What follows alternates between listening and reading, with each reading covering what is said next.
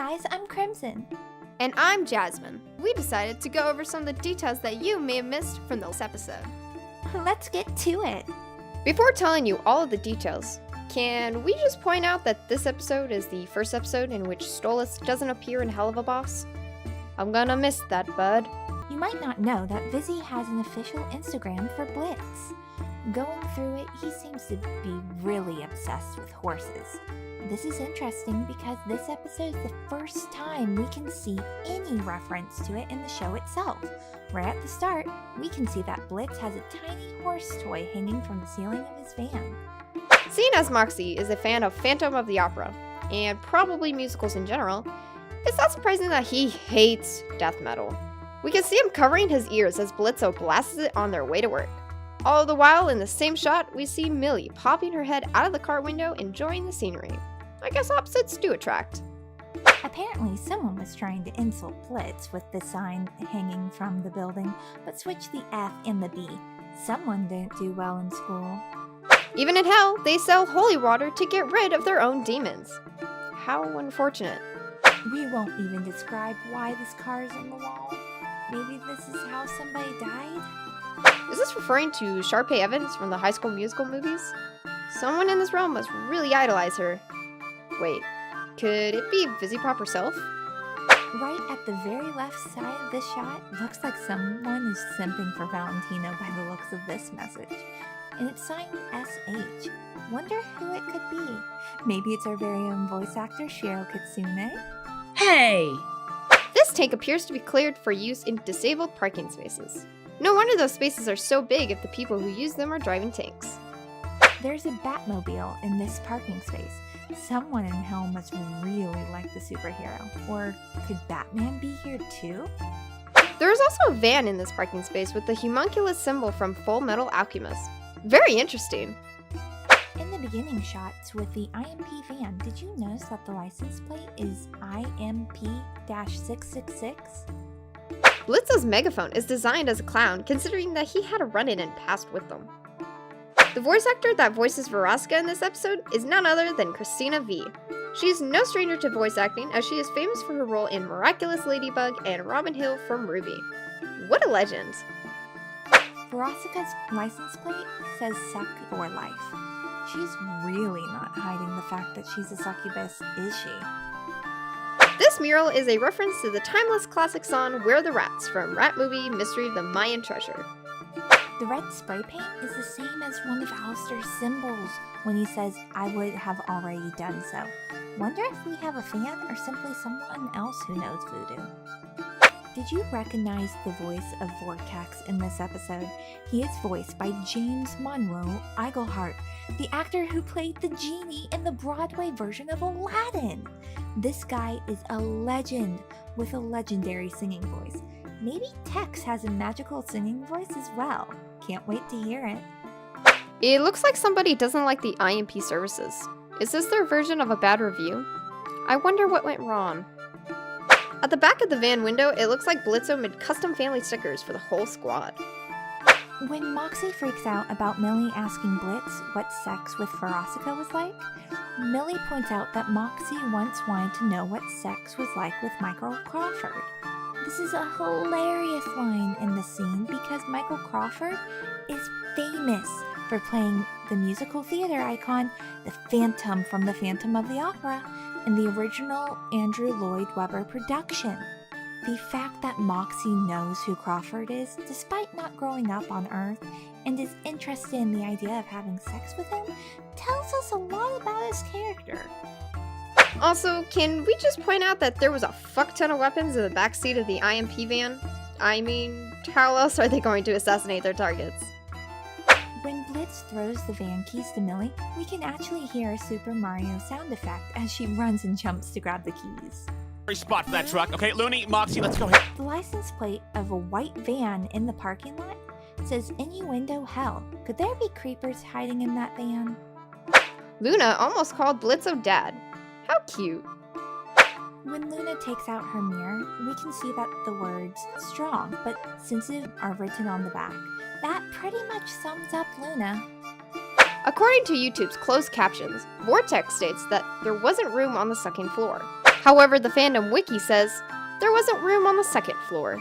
Was this a YouTube error, or does he mean sucky floor for the succubuses? Did anyone ever notice that when the demon's eyes glowed, they're a different color?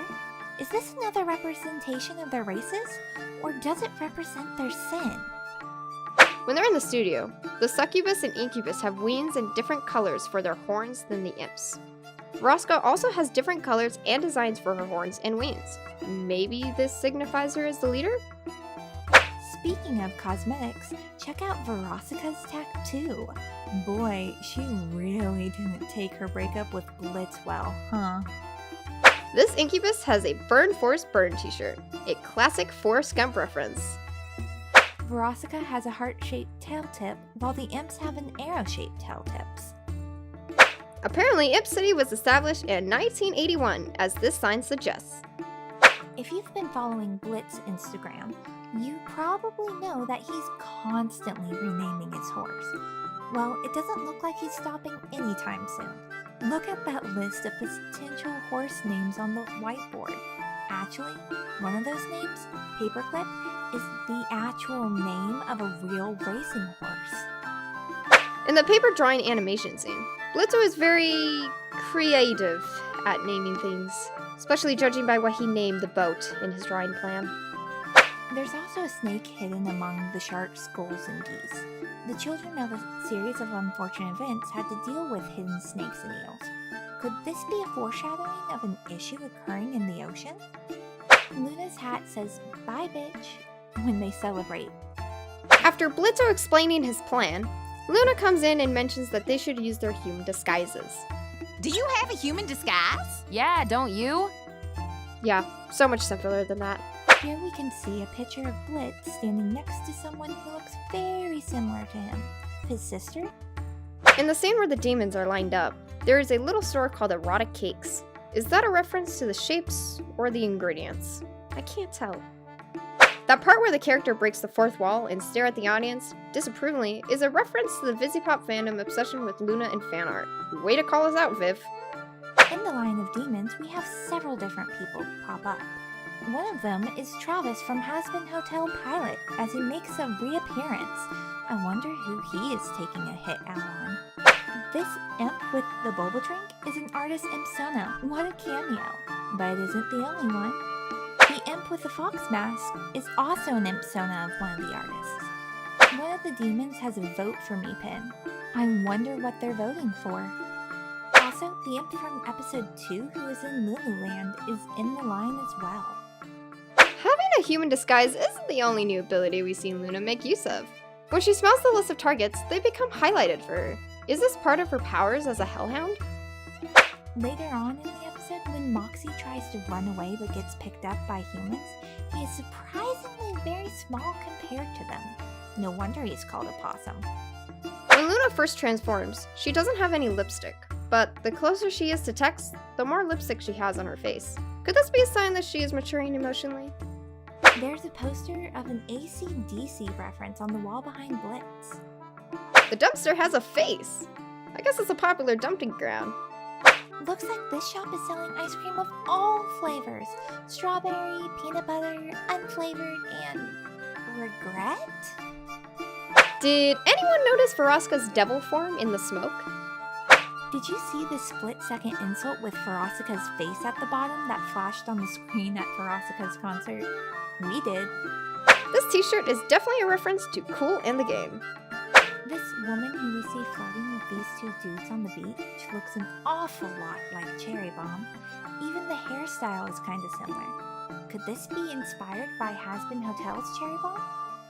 During Verosika's song, you can see hearts flowing around each of the succubus and incubus when humans look at them. Even Blitzo says, God damn it! That bitch started her goatish mating call. In Vizipop's cartoons, you never know what to expect. Like, for example, a bunny rabbit toy in a pool of vomit. Some fans have noticed a similarity between this shot of Blitz splaying a guy's head open and this shot from the Hazbin Hotel Pilot when Angel Dust kills an egg boy. I guess we're starting to see the similarities between Angel Dust and Blitz. Luna was so excited to meet Vortex, she made a pog face. Maybe Twitch should use this as their new emote instead.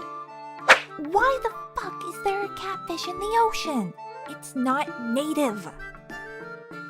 Above Luna's head, there is a billboard advertising, extinguishing the heat with Eversnuff. I wonder if it can extinguish the heat rising to Luna's face. Sea cream instead of ice cream? Because, you know, the beach. Did Blitz just materialize out of thin air between the two hounds? While talking with Vortex, a dog whisper sound effect can be heard in the background a couple of times. Parties. Nice. Let's get you some friends, girl. Come on, Looney Tooney. It looks like she has a crush. Anyone notice the hellhounds have normal ears, while the succubi and incubi have pointed ears in their human form? While Millie and Moxie jump around the town killing people, a billboard in the background says, "Notice me, senpai." Don't worry, we notice. According to the split-second page that Blitz shows Luna, Blitz is really dedicated to his horse. He wants to kill people just so he can spend the money on his horse. In this episode, we find out that Luna was nearly 18 when Blitz adopted her. So, what happened to her family? Blitz holds his arms as he has a look of realization that Luna doesn't actually care about him. Could RoboFizz have been right? This kid is wearing the official Strange Seb Weirdovich, who is not affiliated in any way with Weird Ale Yankovic. Looks like Santa has his own brand of vodka now, reserved only for the nicest kids. And maybe a sip for the adults. Right after Millie kills the fish monster, did you notice that Moxie's tail makes the shape of a heart when talking about Millie? Millie has a black heart tattoo on her right shoulder similar to the one Verosika has under her eye. However, in this shot, she has one on each shoulder. Was this an animator error? There's a sign behind the succubus and incubus faces that says Happy Ho Special, where apparently you can get a free drink for every article of clothing you take off on a Thursday. I'm not sure I want to participate in that.